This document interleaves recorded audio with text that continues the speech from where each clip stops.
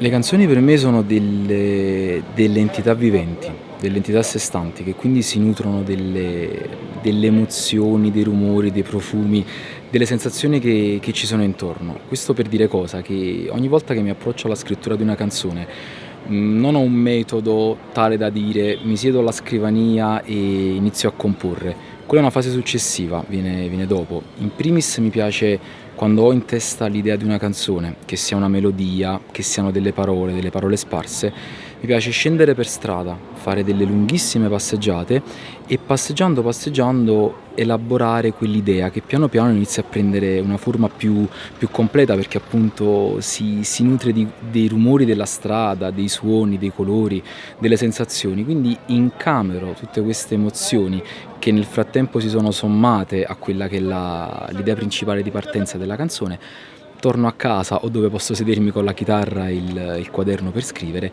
e inizio a buttare giù come flusso di coscienza queste emozioni, fino a che a un certo punto piano piano si inizia a prendere forma con quel lavoro di rifinitura, quindi inizio a ripercorrere le pagine, inizio a vedere quelle frasi più giuste perché ti rendi conto che scrivendo ci sono delle frasi che vanno bene, le identifichi subito, altre poi è tutto materiale che viene eliminato, quindi questo è un po' l'approccio con cui mi avvicino alla scrittura di una canzone.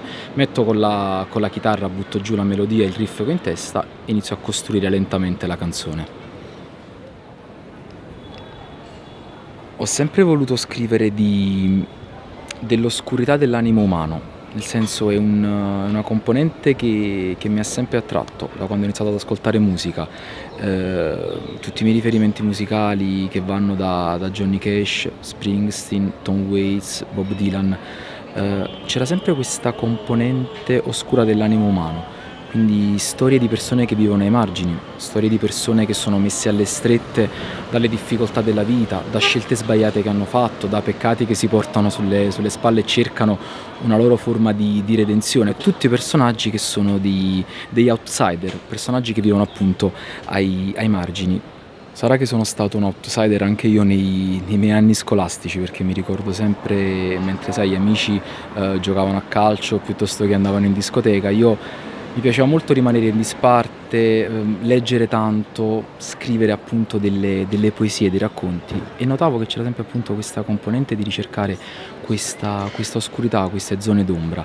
Quando ho iniziato a scrivere canzoni in maniera più strutturata, quindi quando ho iniziato il mio percorso di cantautore, ho cominciato a guardare a quelle persone che appunto vivono ai margini, che siano persone di strada, quindi vagabondi, prostitute, persone che hanno perso il lavoro, persone che cercano di rifarsi una vita dopo appunto aver fatto delle scelte sbagliate.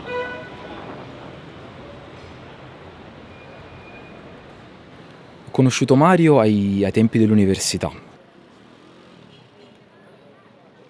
Per un periodo abbiamo lavorato insieme per Il Levante, che era il giornale universitario dell'Orientale, e per un altro periodo abbiamo lavorato insieme a Caffè Babel, che invece è una rivista europea che si occupava appunto di tematiche sociali. Inizialmente non ci conoscevamo, però ricordo questa figura di questo ragazzo con questi capelli lunghi biondi, gli orecchini, vestito andino, con queste belle camicie colorate, questi abiti diversi rispetto a quelli che erano gli standard dello studente universitario. Quindi a un certo punto si palesò nuovamente l'idea dell'outsider. Mi colpì questa figura, mi colpì soprattutto per il passo, il modo in cui proprio camminava, perché questa è una cosa che è tornata poi nel rapporto che avevo con Mario e il modo in cui guardavo Mario. C'era questo passo di una persona, un passo deciso, una persona che danzava verso la vita. Questa è una cosa a cui sono molto legato, perché mi fece capire che avevo davanti una persona che era decisa,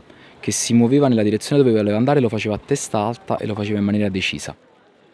Mario nell'ultimo periodo della sua vita lavorava come funzionario ONU in Colombia, vigilava sul rispetto degli accordi di pace tra il governo colombiano e le forze armate rivoluzionarie colombiane e era inserito in una serie di progetti socialmente impegnati per far reinserire praticamente all'interno della società guerriglieri delle forze armate colombiane. Mario è sempre stato una persona che credeva nell'attivismo, nell'azione, nell'essere cittadini attivi del mondo. È stato definito più volte un creatore di futuro. Infatti Mario era questa persona, cioè una persona che diceva ok, vivo nel mondo, faccio parte del mondo, sono un giovane di questo mondo, di questa società, della società umana. Qual è l'apporto che io posso dare impegnandomi socialmente? E Mario l'ha sempre fatto da che lavorava in Argentina, lo ha fatto in Colombia dove appunto ha perso la vita in circostanze misteriose il 15 luglio del 2020 nella sua casa di San Vicente del Caguán, e era una persona entusiasta della vita che credeva nel ruolo di giovane impegnato. Quando ho appreso della notizia della scomparsa di Mario, questa cosa mi ha paralizzato. Nonostante non ci sentissimo regolarmente da un po' di tempo, era comunque una persona che aveva lasciato un ricordo dentro di me. All'inizio io sono rimasto lì in silenzio, fino a che a un certo punto mi sono reso conto che poi il balsamo curativo in queste situazioni difficili diventa la musica, almeno per il mio caso. Ho iniziato a scrivere il testo di Semp K, della canzone dedicata a Mario, in diversi momenti. Avevo buttato giù una canzone durante il periodo della pandemia e avevo scritto una canzone che parlava di una persona che si rivolgeva a un interlocutore senza nome, e gli raccontava appunto tutto quello che aveva fatto nella propria vita. Questa canzone ovviamente poi l'avevo messa da parte. Quando è arrivata la notizia della scomparsa di Mario, questa canzone che avevo scritto durante la pandemia cominciò a uscire nuovamente. La recuperai e cominciai a pensarla da un punto di vista diverso. Cominciai a provare ad entrare in quello che potevano essere i pensieri di Mario nel periodo in cui era lontano da casa. Ho iniziato a buttare giù questo testo che prendeva la forma di una lettera che un figlio scrive alla madre lontana. Quello che è successo a Mario non riguarda soltanto lui e la sua famiglia, le persone a lui vicine, è un qualcosa che riguarda la società civile. Quindi io credevo tantissimo nel ruolo di questa canzone come un'invocazione da parte di una comunità per chiedere giustizia e verità su quanto è successo a Mario.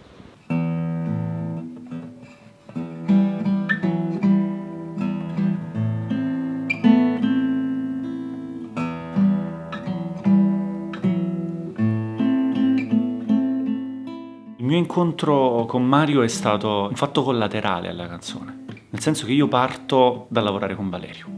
Con Valerio lavoriamo dal 2019, poi a un certo punto subentra nella nostra discussione, io lo produco, suono con lui, quindi sono la sua spalla anche nella scrittura dei brani, nell'arrangiamento eccetera. A un certo punto sentiamo sempre di più l'esigenza di inserire dentro quella che è la sua narrativa anche dei contenuti che possano trasmettere dei valori importanti. Mi racconta la storia di questo suo amico Mario. Io la prima volta che sento parlare di Mario non è dai media, non è dai giornali, dalla televisione, è dal racconto che me ne fa Valerio, un racconto personale di un suo amico che era andato in Colombia e che poi è stato trovato morto.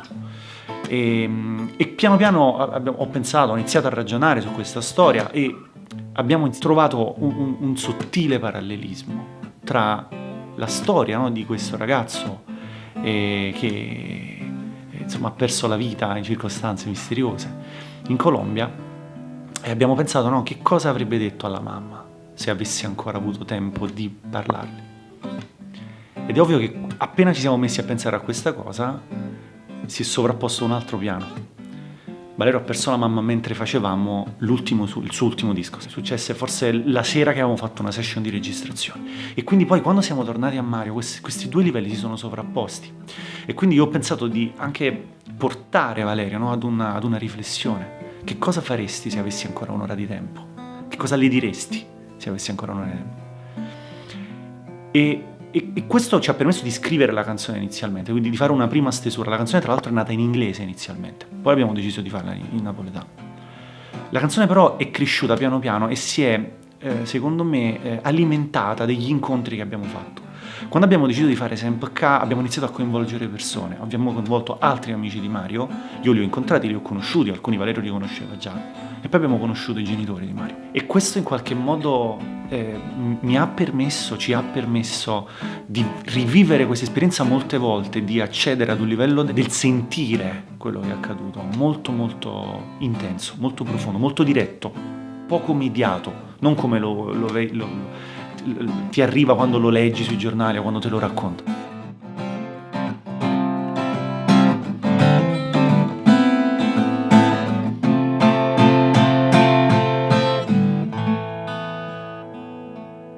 Si tenesse un'ora di tempo per sta con te una volta ancora, ma straniesse a te senza parlare come una volta. Ok. Il come una volta lo vogliamo fare così, come abbiamo fatto? Dimmi tu, io mi è venuto così perché c'avevo quello in testa, però dimmi tu. Inizialmente SEMPK era una canzone scritta per Mario. Terminata la canzone e ricordando tutte le persone che avevano conosciuto Mario, mi sono reso conto che si poteva fare qualcosa di più. Si poteva creare intorno a questa canzone una grandissima narrazione, una narrazione che raccontasse chi era Mario, che si raccontasse quello che era il suo amore e la passione per la vita attraverso i ricordi e le testimonianze dirette delle persone che lo hanno conosciuto. Tutto questo per arrivare a creare una narrazione grandissima che diventasse una prova concreta di impegno civile, dove la storia di Mario divenisse una storia universale, dove praticamente è l'intera comunità che si unisce appunto per invocare giustizia, verità per quanto è accaduto a Mario e che lo faccia in maniera attiva, perché comunque io credo molto nel ruolo attivo delle persone all'interno della comunità, che poi alla fine era questo lo spirito che animava Mario, questo attivismo, questa voglia di dare il proprio contributo attivo alla società. Sì.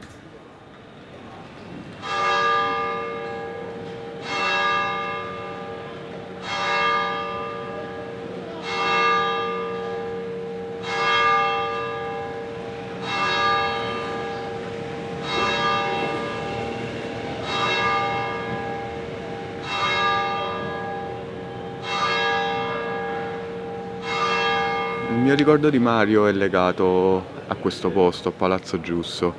Il pomeriggio io scendevo dalla libreria Ubic qui a scrivere seduto sulle panchine col mio piccolo laptop e puntualmente lui era qui in giro alla fine dei corsi e ha sempre dedicato un po' del suo tempo a leggere quello che io scrivevo, a darmi consigli. Quando riguardavano posti in cui lui era stato mi ha sempre corretto nella maniera costruttiva che aveva lui di correggere e di parlare, con quel suo tono molto pacato, con quei suoi modi molto naturali che ti metteva a tuo agio in qualsiasi situazione. Il ricordo più bello che ho di Mario è il tempo che lui mi ha dedicato senza mai chiedere nulla in cambio ed è forse la cosa che più mi mancherà di lui, il tempo che avremmo potuto trascorrere ancora insieme. Ho conosciuto Mario quando frequentavo l'università e quando mi sono unita alla redazione napoletana di Caffè Babel e mi ricordo che Mario era il punto di riferimento di questa piccola realtà editoriale che di tanto in tanto si riuniva al tavolo di un bar qui vicino in piazza. Per me Mario rappresentava la quintessenza di Caffè Babel. Con la sua personalità e il suo sguardo sul mondo incarnava proprio un'intera generazione di ragazzi che rivendicavano il proprio ruolo all'interno di un mondo senza barriere culturali e linguistiche.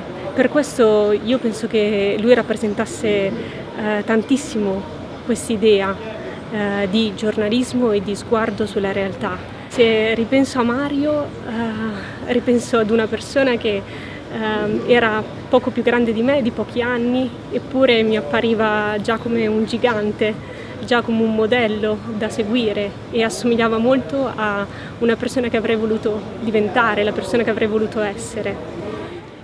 Un ricordo che ho di Mario non è molto allegro in realtà, però è significativo di quello che Mario pensava del lavoro che stava facendo.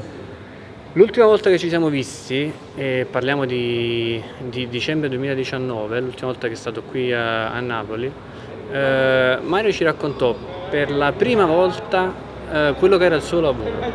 Negli anni precedenti chiedevamo sempre: Mario, ma tu effettivamente di che cosa ti occupi? Perché non c'era molto chiaro. E lui in quell'occasione ci spiegò con alcuni esempi, uno in particolare quello che stava facendo, e ci disse che per fare un tratto di strada di un chilometro magari, la macchina sulla quale viaggiavano fu costretta a fermarsi, e noi chiedemmo perché si fermò la macchina, e lui disse che c'erano delle mine antiuomo. Gli chiedemmo veramente con tutto il cuore, da fratelli quali siamo stati: Mario, ma perché lo fai?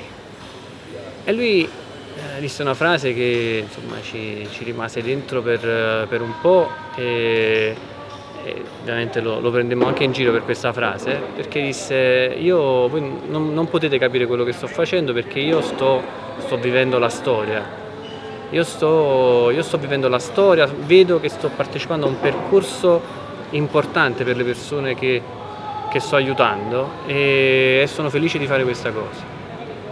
Ovviamente ci vennero i brividi da una parte, dall'altra gli dicemmo, insomma, ma non ci rompere i coglioni.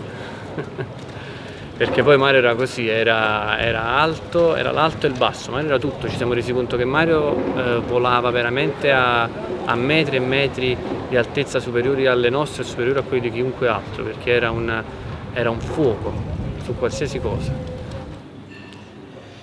Io sono Ciccio, un amico di Mario da un po' di tempo, da quando avevamo 7 anni. Il ricordo più lungo nel tempo è quello che ci ha accompagnato durante tutta la nostra amicizia, e da quando eravamo dei bambini a quando eravamo dei giovani, che era quello di lunghe, intense nottate davanti alla PlayStation, anzi passando dalla Nintendo alla PlayStation 1 alla PlayStation 2, a giocare al calcio fino a che noi abbiamo fatto i nostri 30 anni, con Mario che commentava ogni notte: Oscia, ma noi invece a tu che film stiamo in chiavacata davanti alla televisione a giocare.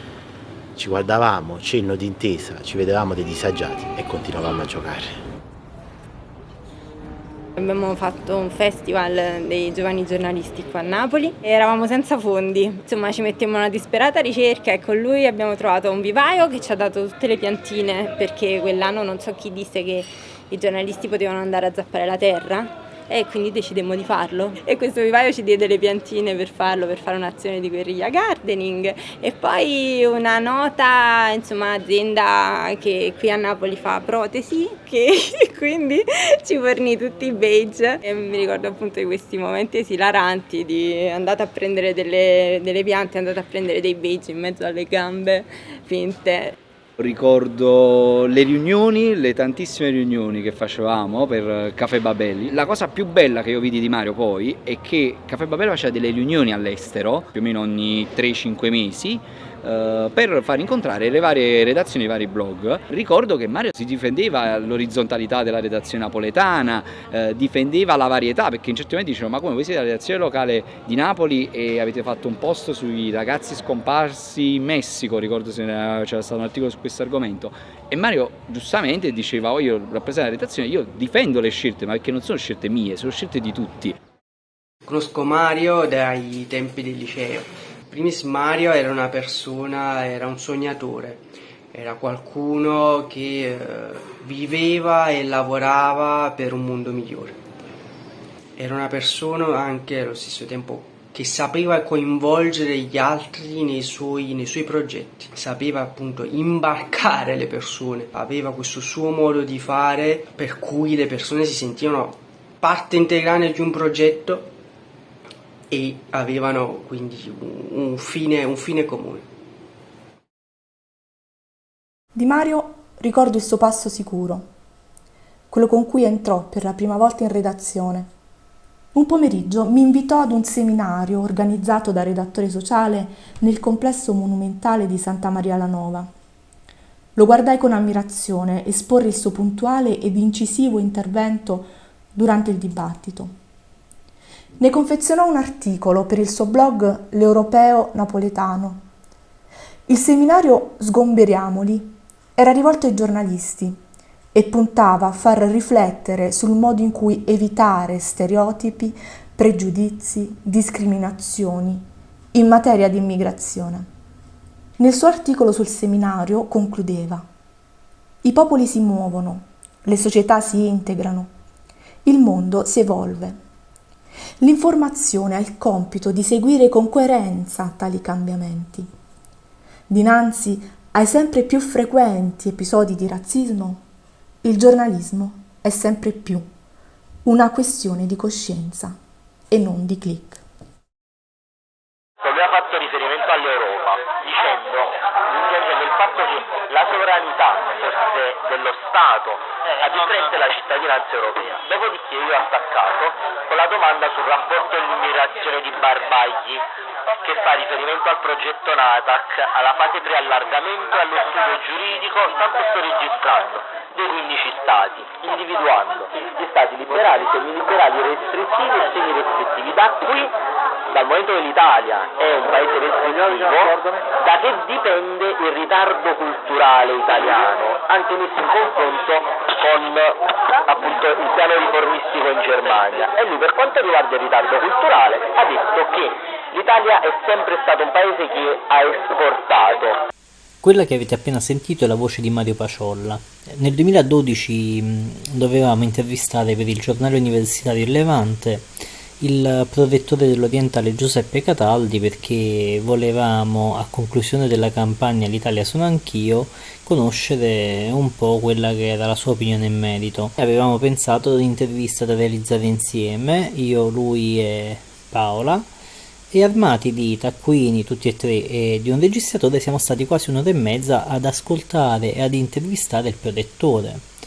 E peccato che però alla fine dell'ora e mezza ci siamo resi conto che il registratore non aveva registrato assolutamente nulla, e allora Mario non era uno che si perdeva d'animo e neanche noi, e allora ci siamo messi al tavolino di un bar e tassello per tassello abbiamo cercato e abbiamo ricostruito in una ventina di minuti tutta l'intervista, cercando di essere fedeli e aderenti ai fatti e alle opinioni che ci aveva raccontato il professor Cataldi. E mi piace ricordare Mario così perché era uno che non si perdeva d'animo, molto professionale, attento, preparatissimo, e amava follemente scrivere.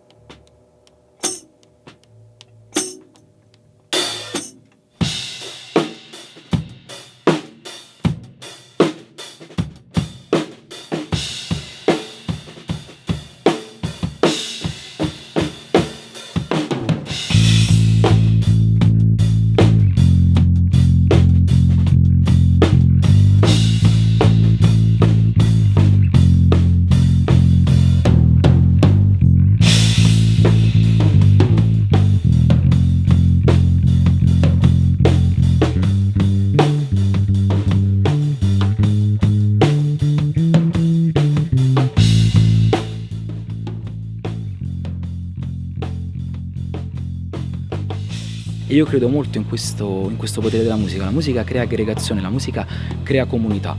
In questi giorni così alla deriva, nel senso in cui abbiamo sperimentato sulla nostra pelle parole come isolamento, chiusura, paura, tornare a fare comunità e farlo attraverso la musica è, penso, una bella sfida, e penso che l'artista lo debba fare.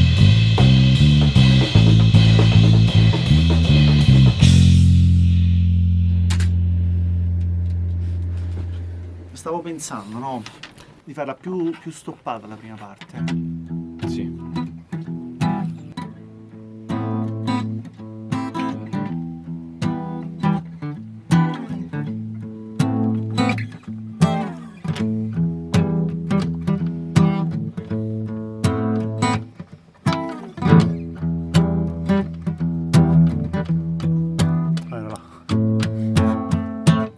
Si potesse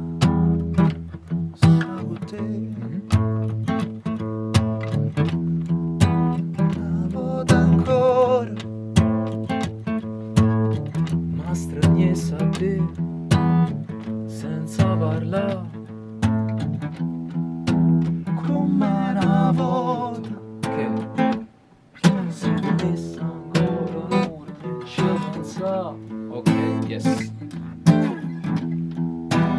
buona così. Esatto. Bello, bravo. Sì? Giustizia e verità, va da una scusa buona. Sciate scordate e poi lassate sola. Giustizia e verità, noi vi cerchiamo ancora. A stritte con una voce sola.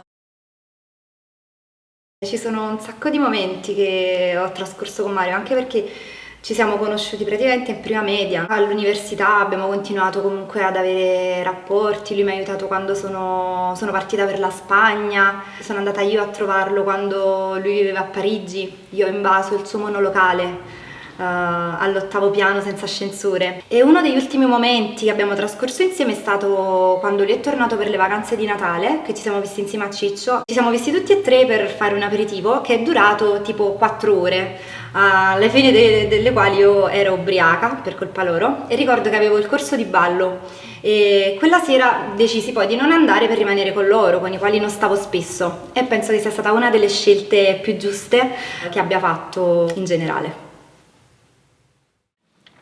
Pare che sia andata bene. Possiamo togliere. Questa era sì.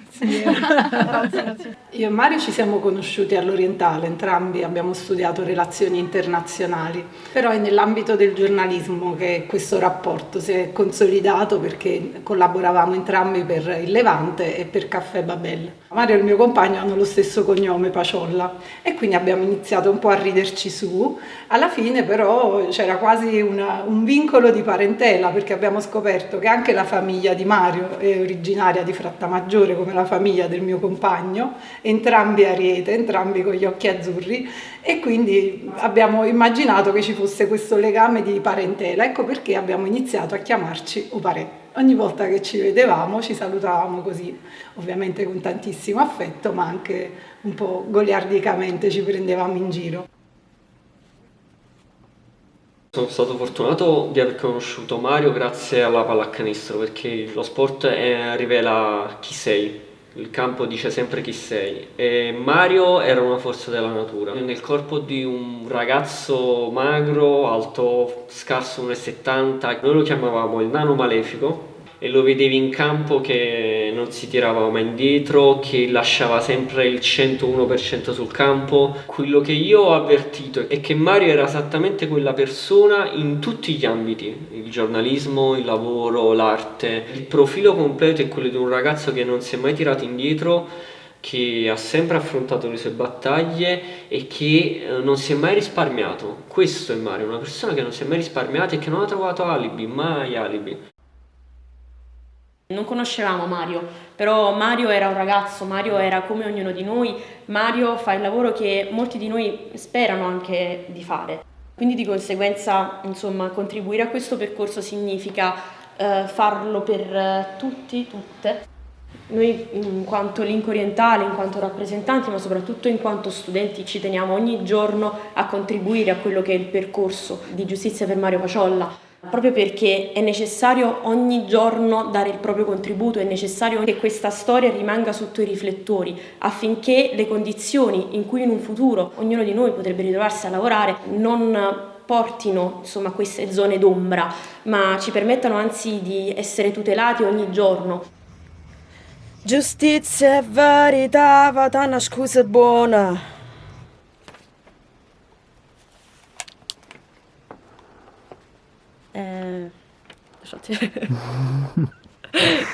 Nella vita succedono 1,5 milioni di cose, non lo puoi sapere, dove vai, cosa fai, cosa può succedere, e sapere che dall'altra parte c'è un intero sistema che non ti tutela, che non ti rassicura di niente, è una cosa che spaventa talmente tanto che tu la vuoi necessariamente cambiare. La militanza per me è la possibilità di vedere qualcosa in un futuro in cui io mi posso rispecchiare. È qualcosa che potrei guardare con fierezza e con ho fatto qualcosa che ha portato un minimo cambiamento minuscolo, ma in positivo per me e per tutte le persone dopo di me. Militare per me è necessariamente un grandissimo atto di altruismo. Per me militanza è partecipazione attiva, è estremamente importante che le persone, che tutte le soggettività si interessino ma si immergano in questi percorsi, perché appunto sono fenomeni che possono portare a cambiamento. Noi tutti quanti siamo dei trasformatori, diciamo, per questa società, che sia nella direzione in cui vogliamo portarla, verso una giustizia comunque sociale, quello per cui premiamo fondamentalmente.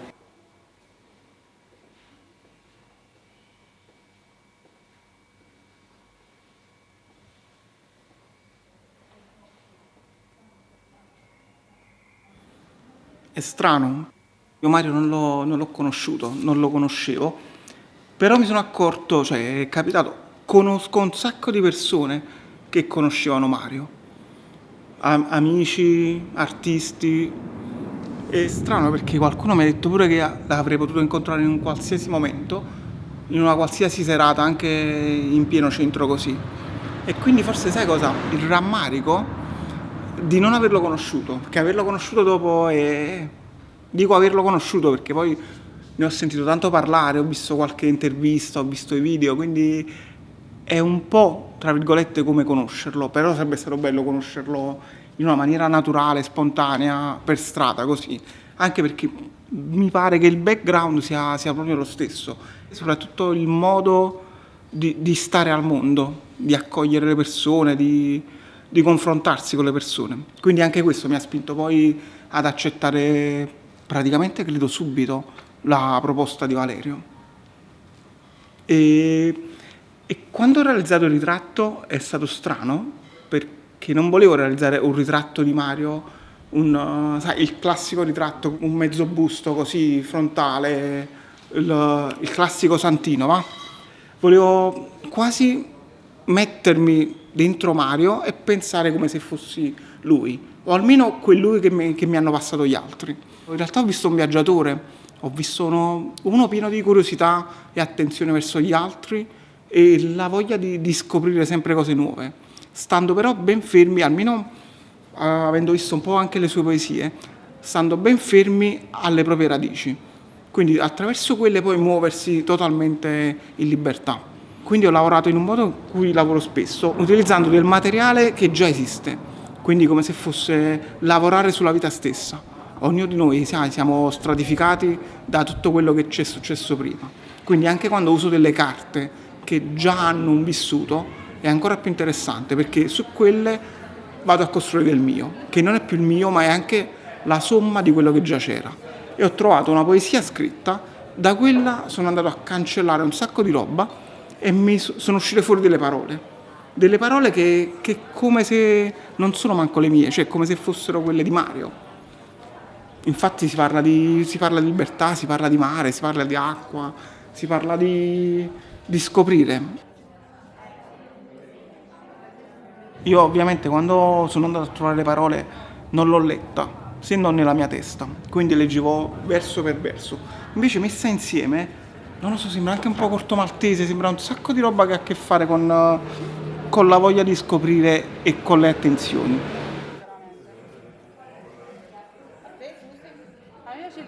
Vivo sul mare, l'acqua è la mia linfa, la marea mi insegue e s'accosta alla mia. Cavalloni d'acqua sul mare scoglioso, non posso stare lontano. Mi piace il blu. La prima volta che ho visto Mario Paciolla era il 2018, era all'aeroporto di Bogotà. Lui ci ha aiutato ad entrare in contatto con moltissime persone, lui aveva una conoscenza del territorio molto netta ed era davvero la persona giusta con cui fare quel lavoro. L'ho capito praticamente subito, dopo aver scambiato le prime due parole. Aveva quest'aria simpatica, era molto bravo a ridere, era molto bravo a far ridere e aveva questo accento, quando parlava spagnolo aveva questo accento napoletano che era molto divertente, però aveva davvero una grandissima capacità di empatia, aveva una grande capacità di entrare in contatto con le persone, di farsi fidare, di farsi dare la loro fiducia, di consentire loro di lasciarsi andare. Questo è un grande pregio, soprattutto per un giornalista quale lui era.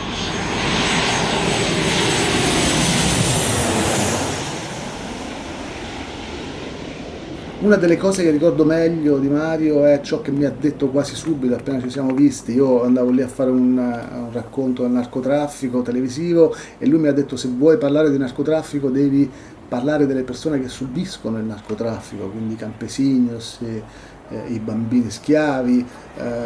Mi diceva: se vuoi raccontare davvero questo fenomeno non parlare di Pablo Escobar, ma parla della gente, della povera gente che subisce e che muore, viene sfruttata e che muore sotto questo impero criminale che produce centinaia di milioni di dollari ogni anno di fatturato. Di Mario mi rimarrà il ricordo di una persona felice di vivere, gioiosa, curiosa, dotata di una ironia che non hanno tutti, e dotata di una capacità di entrare in sintonia con le persone sconvolgente, di un'efficacia, il suo approccio agli esseri umani incredibile. A me rimarrà questo ricordo della sua risata, che era una cosa che mi aveva colpito allora e che mi rimane dentro. Oggi è il 15 luglio. Sono 2 anni esatti dalla scomparsa di Mario e stasera saremo alla sala del capitolo del convento di San Domenico Maggiore per la commemorazione ufficiale. Sarà un evento istituzionale, ci saranno i genitori di Mario, ci sarà il sindaco, ma noi stamattina abbiamo deciso di fare un viaggio, di portare Sempca Miesa Gente, in mezzo alla gente, per le strade di Napoli. Andremo ovunque, in tutti quei luoghi storici, culturali, simbolici di Napoli per raccontare appunto la storia di Mario.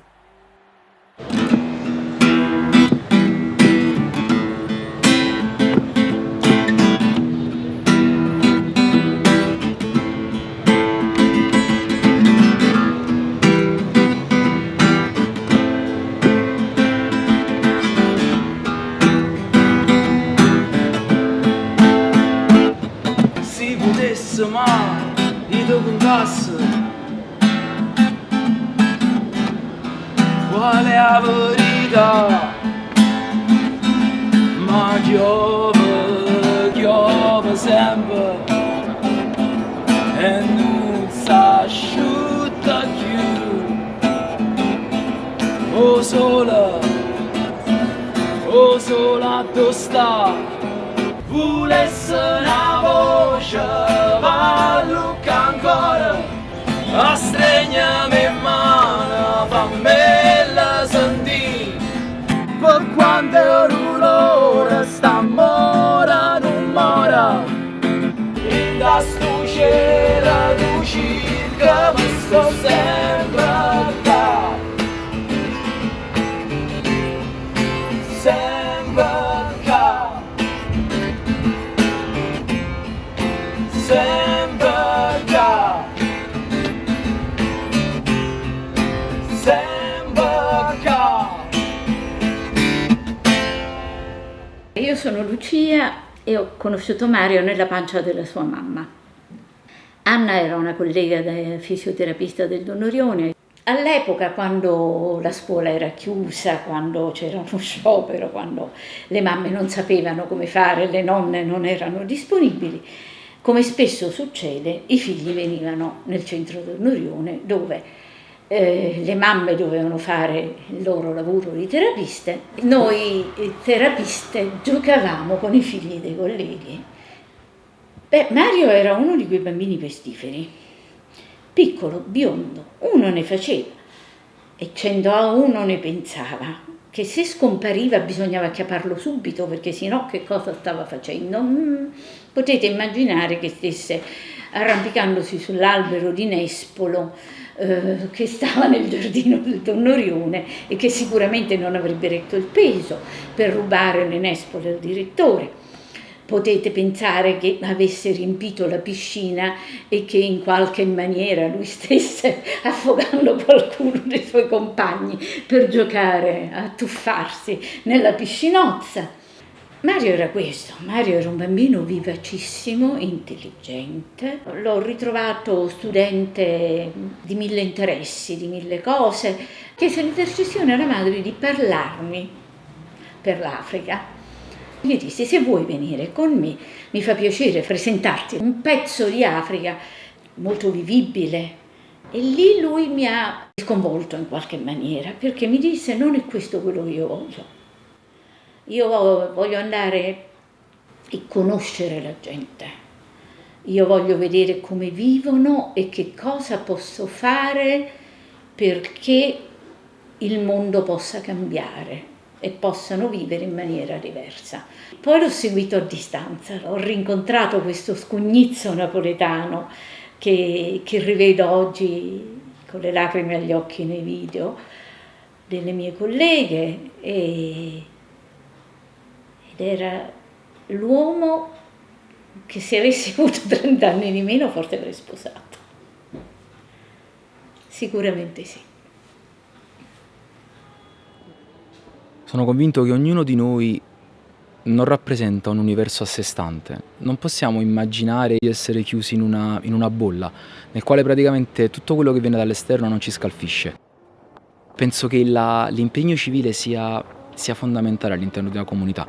Non è facile, perché ovviamente ognuno è preso dalle proprie vicende, no? Dalle proprie vicende personali, che possano essere gioiose, che possano essere un po' più tristi, però quando accadono storie come quella di Mario, bisogna un attimo fare un passo indietro, respirare e dire: ok, questa storia non riguarda soltanto Mario, cioè non è un qualcosa che poteva succedere solo a lui. Quello che è successo a lui potrebbe succedere a qualunque altra persona, potrebbe succedere per motivi più importanti, per motivi meno importanti, ma è comunque un qualcosa che riguarda la comunità, specialmente in questi tempi in cui c'è veramente tanto egoismo, c'è tanta indifferenza, no? C'è questa coltre grigia di pigrizia. Bisogna tornare un attimo a quello che è il valore della comunità. Il rapporto tra me e l'altro è fondamentale, quindi nel momento in cui la nostra forma mentis riesce a sorpassare, ad andare oltre l'io e il tu, e riesce a formare in quel momento il noi, abbiamo allineato, diciamo, il nostro spirito con quello che è lo spirito del mondo.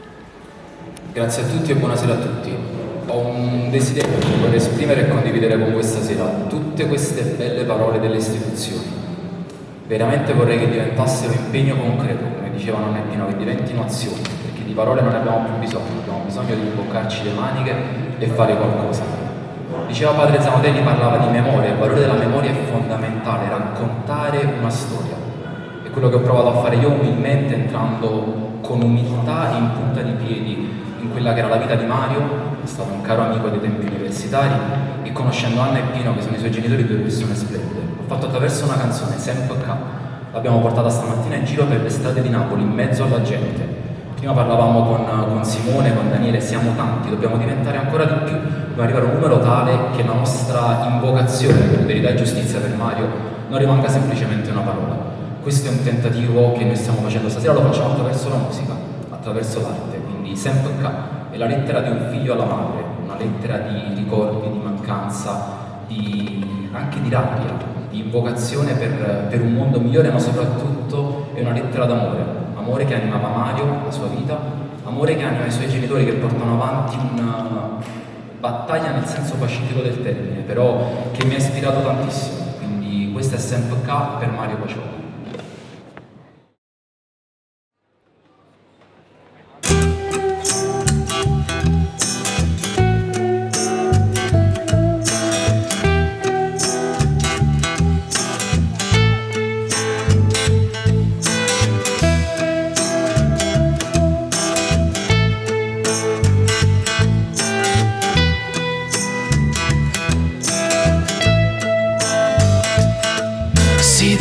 Un'ora di tempo per sta con te,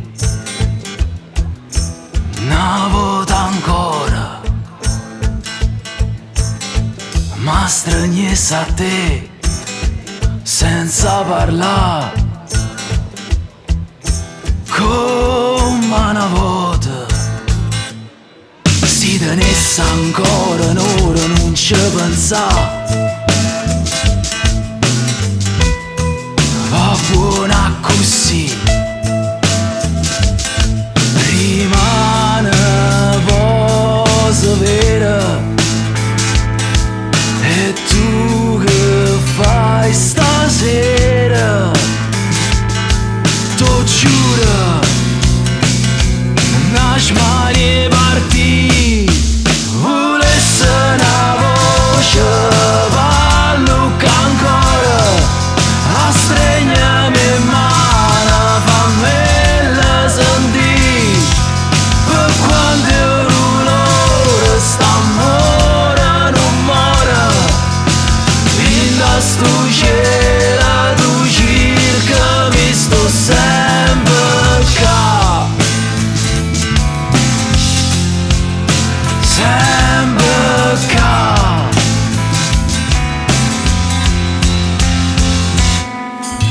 potesse ma e te contasse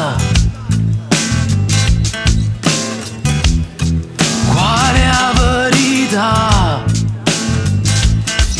ma chiove sempre e non si asciutta più.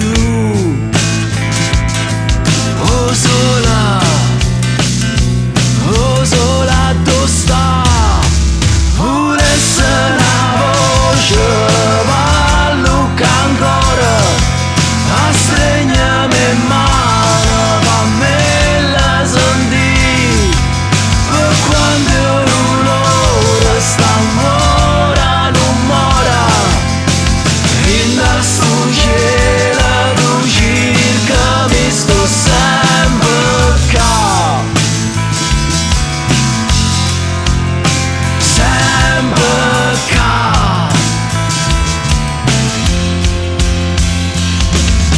Giustizia e verità, ma danno scusa buona, sciate scordate e poi lasciate sola.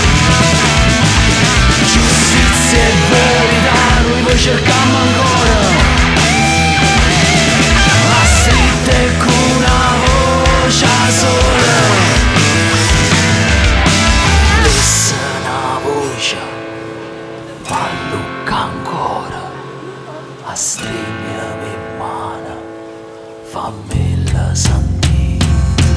Volesse una voce, fa lucca ancora, a stregnami in mano, fammela sentire, per quando l'ora sta mora, non mora, in da sto cielo tu cercami, sto sempre qua, sempre qua, sempre qua, sempre qua.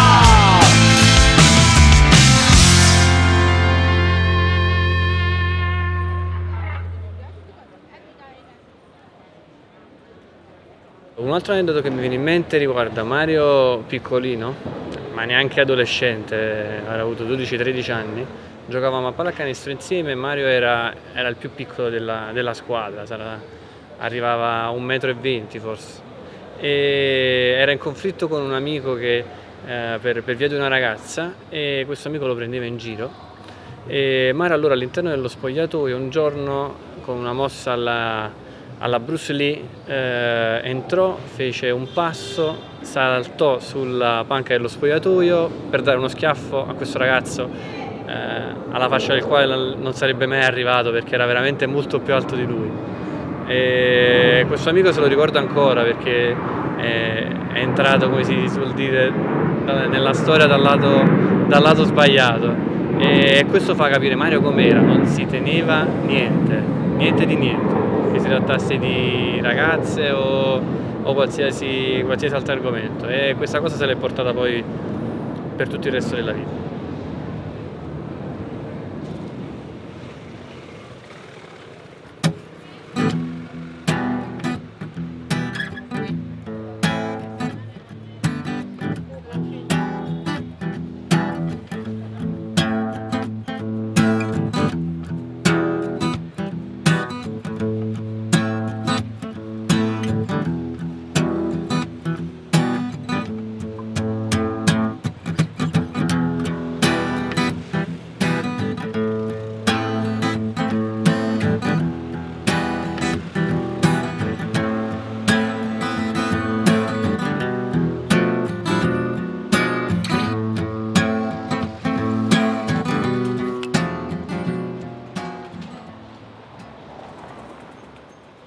Hola, soy Mario, soy italiano, soy de Nápoles. Un abrazo.